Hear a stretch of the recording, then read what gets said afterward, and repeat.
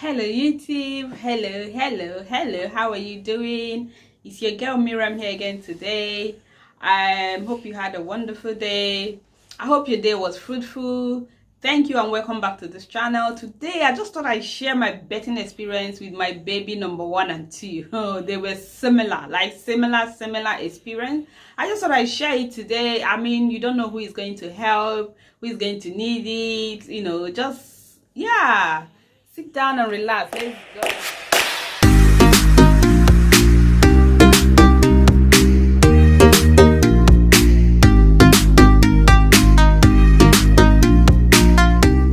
Okay, guys, my betting experience with baby number 1, yeah.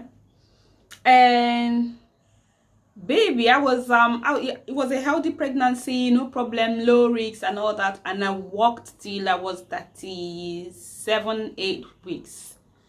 Yeah, so I was fine. I used to travel to work like 1 hour plus on the train, 1 hour going and 1 hour coming back. I was fine, So baby was due day came and gone on the 40th week exactly. I was curious, so and I've been reading up. When you're pregnant, you have to read. You really have to, equip yourself. No, because you're like a novice, especially first pregnancy. You really have to. If you listen to everything you hear from people, you might get confused and all that. You really have to read for yourself. So I was reading any article about babies and pregnancies, and I will read it. Week exactly gone. No water break, nothing. And I guys, I told you guys I was very active.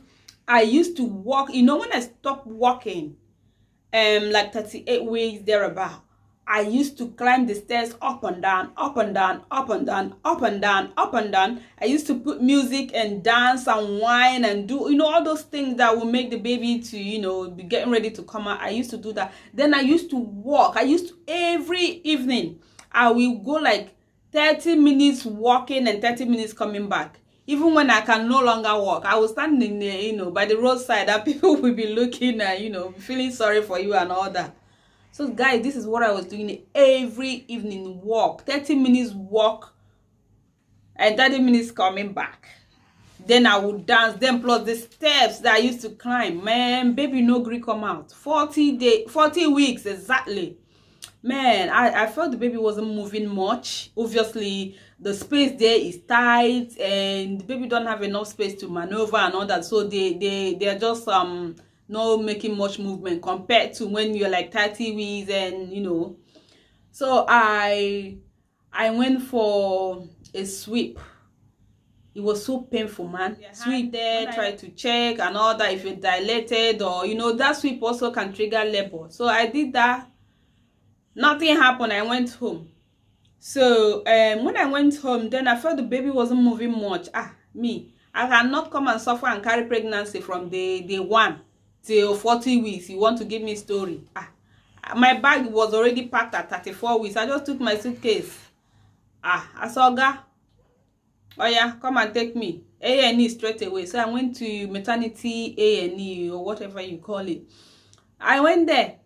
So, and the queue was much, but that didn't deter me at all. So I stayed. And when it was my turn, they were like, why are you here? Blah, blah, blah. I said, today is my 40 weeks. I said, baby. Then the nurse that was attending to me was the midwife. Then she looked at my file and my surname. Then she felt like this girl is from the eastern part of Nigeria, She was like, Then she came and spoke to me. She wasn't even the one attending to me there, but she just, when God wants to help you. So she just came and, hello, hi, and she spoke Igbo to me, and I responded. She was like, yeah, when I saw your name, I picked interest. Then I was like, let me go and see that girl. So I was like, oh, thank you, ma'am, I'm okay, this and that. Then she was like, what's going on? I said, I'm 40 today, 40 weeks, and baby is not moving much. So she said, oh, from the monitor and everything, it shows that baby is fine, So they slapped the baby. They tried to, do their maneuver. This midwife, they are very experienced. Once they do that and tap the tummy and all that, man, my baby fought like she kicked them. They say, look at her, she was hiding, she was sleeping. So I said, no, I don't want you to sleep, come out. So the baby kicked, and I was even surprised. I said, this baby want to bust my tummy and come out. They were like, oh, she was relaxing. I said she's been sleeping for like 2 days now. So the lady, later on, she came and told me, he said, listen, my sister, if your pregnancy is 40 weeks, I mean, what's the point taking chances? You know, sometimes when pregnancies, you know, are over 40, it can become complicated somehow, you know, this and that. So would you like to be induction, you know, that we, you know, start up the labor since the baby is not coming? I said, I will do that. To me, I don't want story. I don't want, you know, sorry or whatever. So I was like, I will do that. So she booked me in for induction the next day. She was like, what's the point? What's the point waiting? So you can meet your bundle of joy. My dear, I take the slot sharp. She told me, oh yeah, go home. Pack your things. I said, my bag is here already. She said, come back tomorrow. I'll put all the medication. I'll put everything, the note and everything. My dear, I went to the following morning, I land. So by the time they do all their checks and everything, you know, I was finally induced at 1 p.m. Then I was in the, you know, pre-labor ward where I saw women that had been induced for 2 weeks, nothing worked for them. So the staff I met in the afternoon, they were very nice and jovial and kind. So they induced me and they were telling me, do you want painkiller and all that? So the labor was, I was having pain and cramp, but you know, being a tough girl I am, I said, no, I don't need anything, I'll be okay. I was dancing, I was playing my music in my phone and dancing. I mean, this ward, there were like maybe up to 10 people in that ward and all that. So everybody had their cubicle. So my cubicle was buzzing. I was dancing and whining and kneeling down and getting up. I just want this thing to be done with. So I was doing that. The pain was coming and all that. So they told me it was labor progressing. But the induction medication, yeah, they put down below. They said they don't check it till after 24 hours. So they're going to check me the next day. Hey, I said, Jesus Christ. I said, but she said, you know, it works for people differently, but most time it doesn't work after 20, it doesn't work till after 24 hours. But my dear, everybody did different. There's an individual, even if you work for 99% people, there is one person that their own will work different. So my own work differently. So a few hours, man, I was having pain and all that, but I was showing them big girl, strong girl, I don't want to take no painkiller yet. So I was whining and all that, but they didn't check me, and I didn't know what to expect until in the evening from 8 p.m. Hey, I can't sit, I can't stand, I was sweating, it was summer. This was August. I have taken all my clothes, you know, I had this hospital gown, you know, I just took it off. I was the ward now. I don't know what to do. Everywhere was hot. So I will run to the toilet to wee-wee. No wee-wee will come out. Baby have blocked the canal or whatever. I can't wee-wee. I don't know what to do. I can't sit down. I can't stand. Hey, God. And another thing I noticed, my tummy that I could not eat properly for weeks. I found out there was this space in my tummy. I felt this emptiness. So the baby was pressing my bladder and all the top of my, you know, lower abdomen was so free. That day, I ate two Chinese takeaway. He bought Singapore, then he bought another one. When he came, I was having a go at him. He was like, oh, I bought you another thing and this. I said, how can you buy me that cannot finish one takeaway, one Chinese, this small Chinese? I eat my own, I eat it like twice. I say, why are you wasting money and all that? Unless you want to eat it. He said, no, you don't want. So my dear, I ate my Singapore rice. I finished it. It's like when you're putting it's like when you're taking a cup and putting water inside a big bucket. Yeah. So it's like I've just put one cup inside this big bucket. I don't feel the food. Hunger. I was like, oh yeah. I said, you said you bought two. He said yes. I said, oh yeah, give me. Me that was fighting, and telling him, why are you wasting money? Why are you buying? You know, I don't, you know, normally I'll eat one Chinese. I'll eat it like 2 times. I was having a go at this man. I saw you bring the second thing you bought. My dear, I eat everything. It was so pepperish. I loved it. I was eating it like, after eating that, it's like I fetch another 2 cups and put inside the bucket. I felt like I've eaten something, but my tummy was not full. So at that point, I had energy anyway. So at this point, I was in so much pain. I was calling this midwife. You remember now they have changed. So the night mamas, they have come to shift. I was calling them, come and give me painkiller. You see, me at first I didn't want epidural and all that. In my file, I said no, natural birth and all that, just paracetamol and all that we do. So at this point, my eye was red. I was crying. So when I called them to come and give me paracetamol, come and give me painkiller, even paracetamol, 26 pence paracetamol for 20, or I be how many? Women, they said they are coming.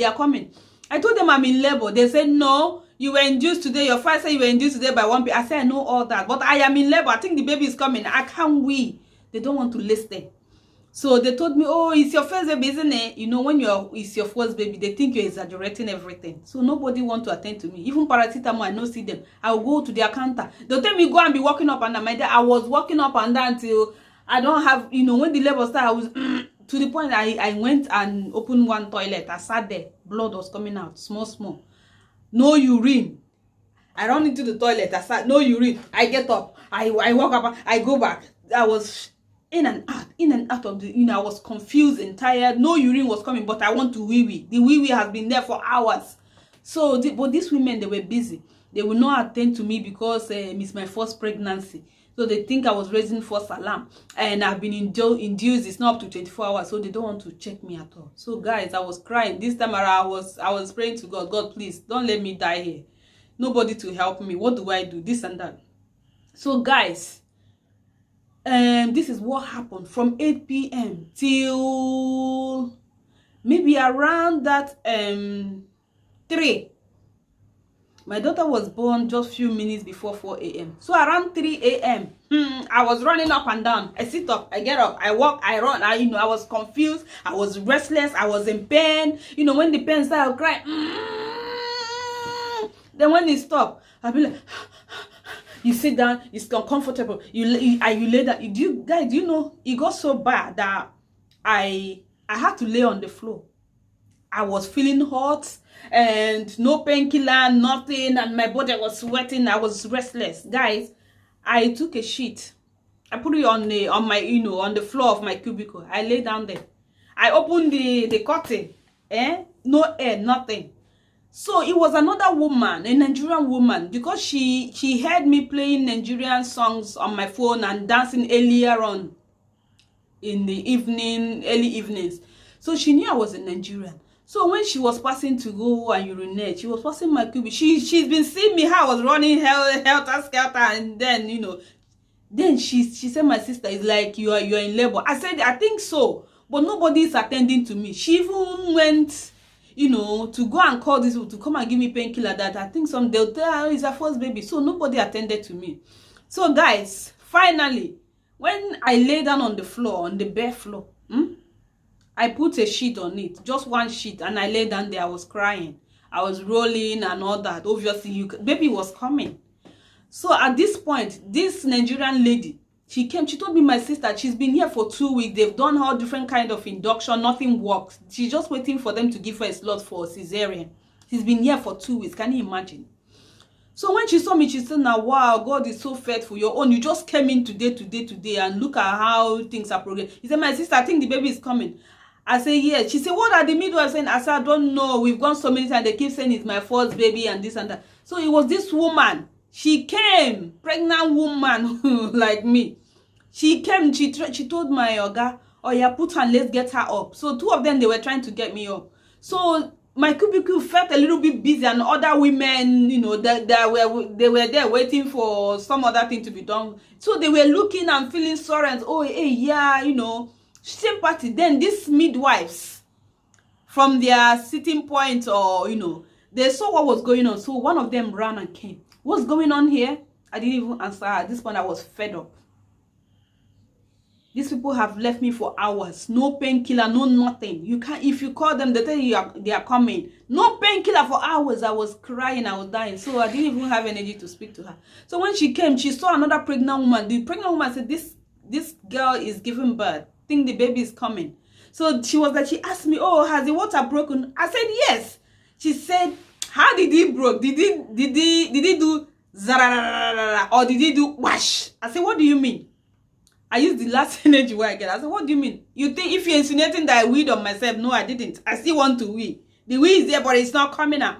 So at this point, she saw things took a different turn, yeah? Then she told me, this is a woman that told me she cannot check me until, she won't even check me. Her shift will finish 8 a.m. in the morning and she will go home. It's the people that come in the morning, they will check me.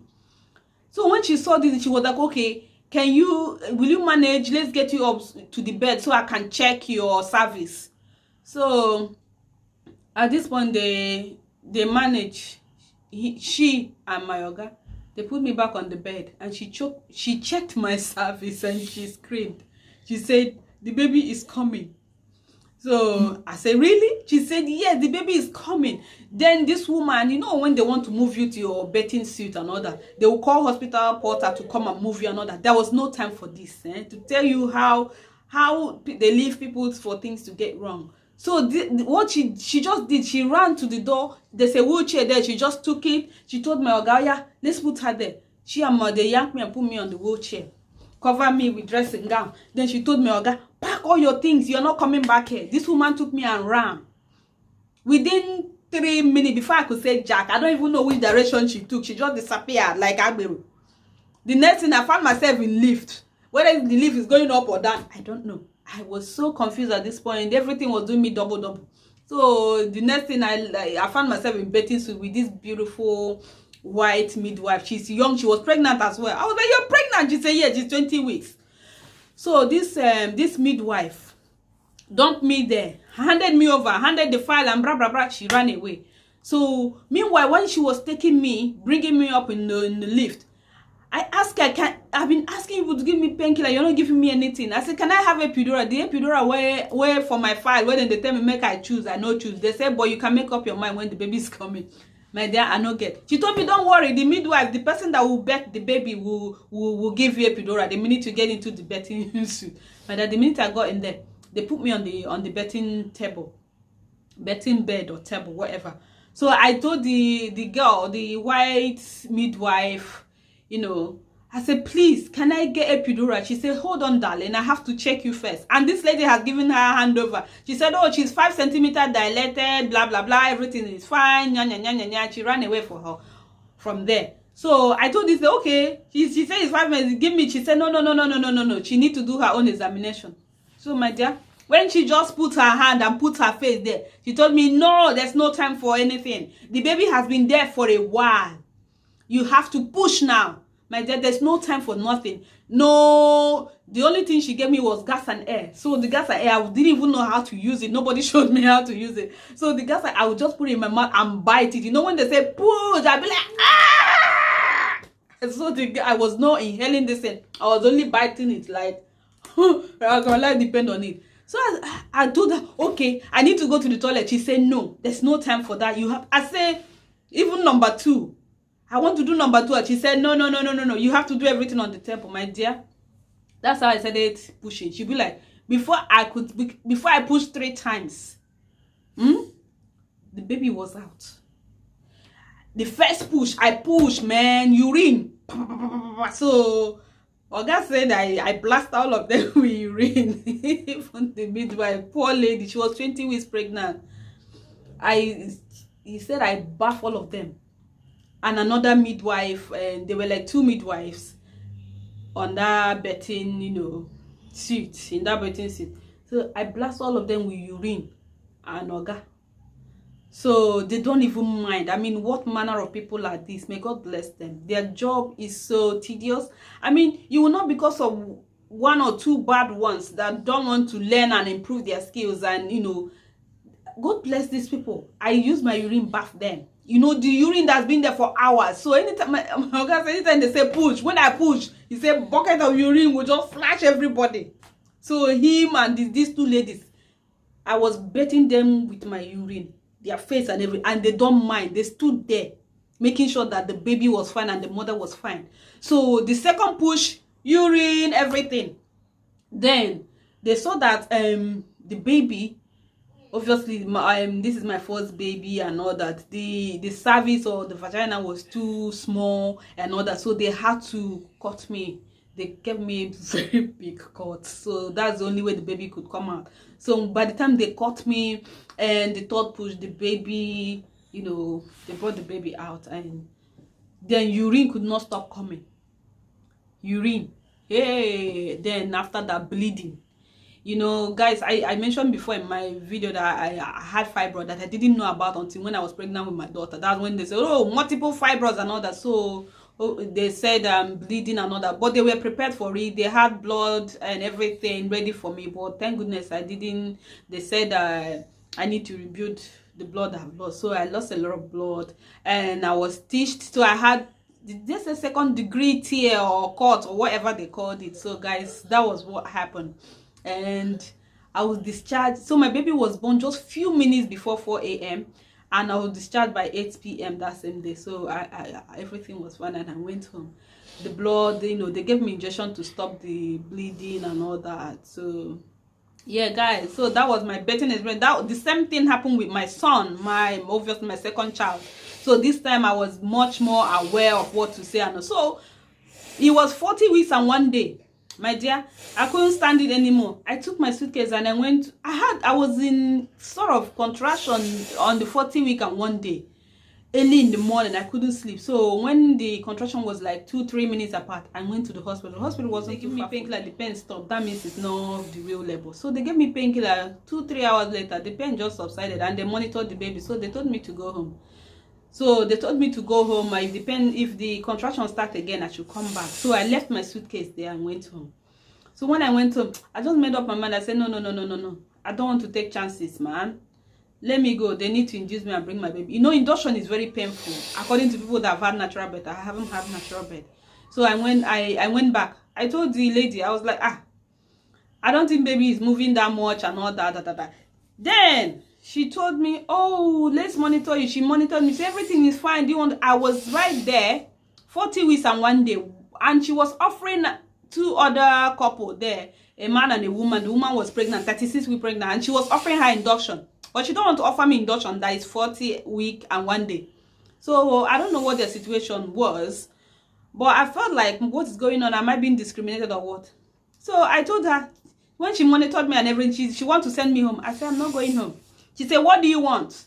You know, you have to let people know that you know your rights and what you want. So me, I was like, I want to be induced. She said, why do you want to be induced? I said, because I'm 40 weeks and 1 day. The baby is overdue by 1 day. So I want to be induced. She said, no, we've booked appointment for you to see your midwife. I said, when? Then she gave me this date. And when I calculated the date, that's like 2 weeks, in 2 weeks time. So that is, my baby will be 42 weeks. And guess what? My baby was very big. He was 2 weeks bigger. My midwife that used to see in the primary health center, that I see like every 2 weeks. Every 2 weeks, she sent me for scan. The baby was big. She was like, you're a small woman, but you give birth to big babies. So she told me at 38 weeks, they need to induce me. That 38 weeks, that the size of my baby will be above the average of 40 weeks. So she said that 38 weeks, they need to induce me and get the baby out when I can give birth to the baby myself. That 40 weeks, the baby will be too big for me. That I'm a tiny woman and all that. So these people didn't do anything. So at 41 weeks, I was fighting for myself in hospital, telling them to induce me. So this lady, she didn't want to do it. So when she saw me, you know, I mean, in health and social care sectors, and beside, I mean, I was an assistant manager at work, so I can advocate for myself any day. So she said, no, you have to go home. Appointment has been for you 2 weeks, in 2 weeks time. I said, in 2 weeks time? I said, you are comfortably telling me that I am 40 weeks and 1 day. And you're telling me to go home and relax. 2 weeks time, my appointment had to be. I said, are you serious? Then she was like, yeah, you know, everything is fine. No problem at all. And I am there looking at the people that have been offered the induction. They're just 36 weeks. Then I said, you know what? I told her, she's a consultant. I said, excuse me, ma'am, excuse me. Then she was like, she came back. She said, what is it? I said, what's that your name again? I just need to remember your name. I need to put it down in my diary. I brought my diary out. I just need to, just in case anything happened, you know, I like to refer to people by their name. Hey, at this point, she was like, excuse me? I said, yeah, what's that your name? You know, people don't like it when you ask them your name because they don't want anything that happened, you point at them. So I said, yeah, I just want to put your, you know, I just want to, you know, be familiar with your name just in case anything. Then at this point, she turned around and her voice changed. She was like, what exactly do you want this time? This is the lady I've been pressing for induction. She said, what is that? I said, I want to be induced. Then she said, okay. This was happening in the afternoon. It was around 2 p.m. Her voice changed, her countenance, everything. Now it was not friendly. Then she was like, okay, if you want to be induced, so be it. I need to call the induction so they can prepare for you a bed, and so they can induce you straight away. I said, straight away? I said, how about tomorrow morning, ma'am? She said, no, you want induction, you having it now. Then I said, so be it. She was dramatic. I was dramatic too. So I said, fine, I have my suitcase there, so be it, no problem. So I sat down there, guys. I sat down there. This was around 2 p.m. I sat down there till, do you know when I was induced? About 6 p.m. So I don't know if she did it on purpose. She made me wait there the whole of the day. I sat down, and when I got tired, I walk around and all that, but I go where I want. So I was induced by 6 p.m. By 8 p.m. labor. And you know, from the experience I had, they told me, oh, you'll be checked tomorrow morning in 24 hours and blah blah blah. And the lady that induced me, she was so sweet, the midwife. She told me, but listen, everybody body works differently, so you don't have to wait for 24 hours. I was like, what do I expect then? She told me, if you're having 3 contractions in 10 minutes, you are in labor, so watch out for that, count it. And I have my phone, so I was counting it. This lady empowered me so much. Then she said, I'm finishing my shift, but I wish you all the best. You know, I was in little pain when she was leaving, but nothing much. So by 8 p.m., 8:30 p.m., labor has started. Induction. The thing was, I was having like 4 or 5 contractions in 10 minutes. Hey, the thing was pulling me like fire. I saw fire. It was so painful. It was more painful than that of my daughter. By the time he went, he left about after 8. By the time he came back, you know, it took a while and all that. So by the time he came back, I think he came back about to 11. And he went where I was induced, and they told him I wasn't there. So by the time they will find the details, my details, who I was and where I've been taken to what delivery room and all that. So it was just like maybe like few minutes after 11. So by the time they brought him to the delivery suite, I've already had the baby. The baby was so big. So I've already had this big baby boy. Hi. He was so big, and it was so painful. And I didn't get in second time, no epidural. Induction is so painful. No epidural, guys. So all I had was gas. And at this time, I knew how to use the gas here. So I actually took excess gas. Because the thing was beginning to, you know, make me dizzy and all that. I was becoming a little bit unconscious, but the pain was so unbearable. So that was how I gave birth. I was induced at 6 o'clock. By 11:03, I've had my baby. So that's how it works. So guys, if you are in my situation, don't keep your mouth shut. Fight for your right if you have to. Because sometimes if you don't say how your body is doing you, people don't know, because they are not you. They are not feeling what you're feeling. You have to speak up, make them understand. And if they don't want to understand, you don't keep your mouth shut. You have to make sure that you are fine and your baby is fine, guys. So that was what happened. My 3rd child is a different story entirely for another day. Thank you so much for watching this video. Mwah. Bye.